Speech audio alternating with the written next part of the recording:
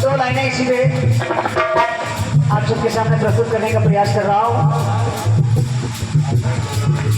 जिस समय शक्तिवान की आयु पूरी हो गई, बड़े भैया विक्रमी भैया, शक्तिवान की जब आयु संपूर्ण हो जाती है, यमराज शक्तिवान के प्राण लेने के लिए आ गए दादाजी।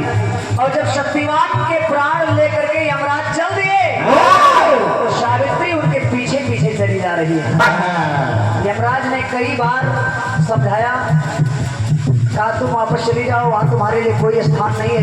लेकिन जब सावित्री नहीं मानी तो यमराज ने कहा कोई वरदान मांग लो। सावित्री ने इतना होशियारी से, इतना चतुराई से वरदान मांगा, कहा महाराज अगर देना ही चाहते हो तो हमारे सास और ससुर अंधे हैं, उनको आंखें मिल जाएं। यमराज ने कहा जाओ, दे दिया। सावित्री ने कहा महाराज हमारे दुश्मनों ने हमारा राजपाट हमारे ससुर से तो छीन लिया था, वो हमको मिल जाए। यमराज ने कहा जाओ, वो भी दे दिया। अरे वाह। फिर सावित्री ने कहा महाराज मैं पुत्रवती हो जाऊं।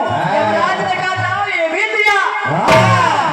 जैसे ये भी दिया का आपस महाराज अब रुक जाओ, समस्या का हल मिल गया।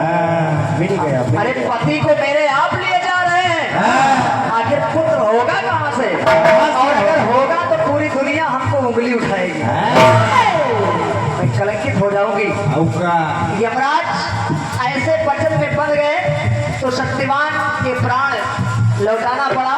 और जब शक्तिवान के प्राण लौटाए तो पहले वाली आयु जो थी वो तो समाप्त हो गई।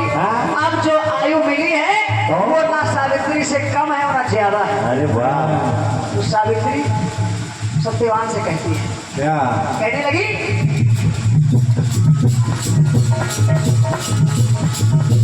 तब से पति के जब प्राण लौटाए हैं,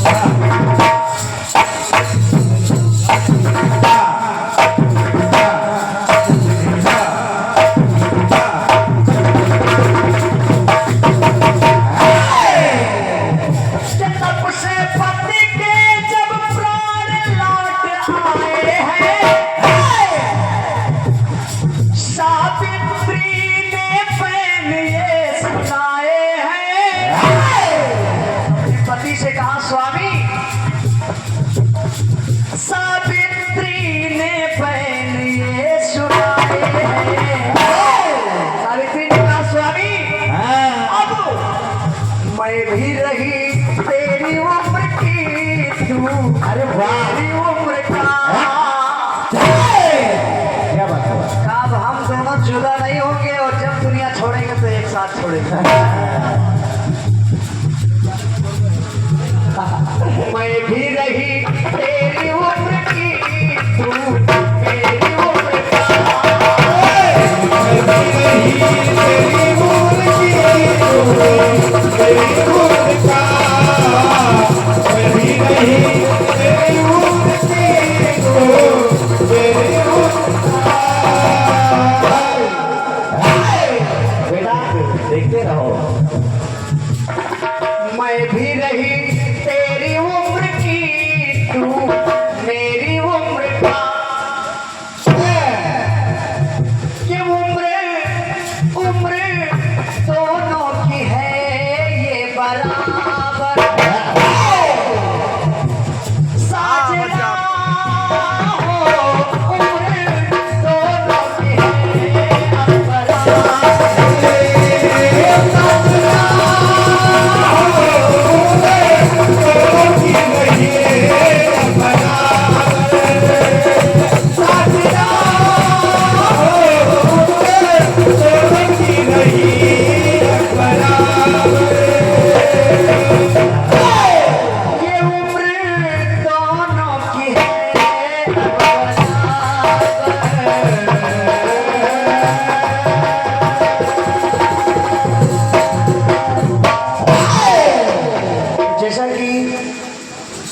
अब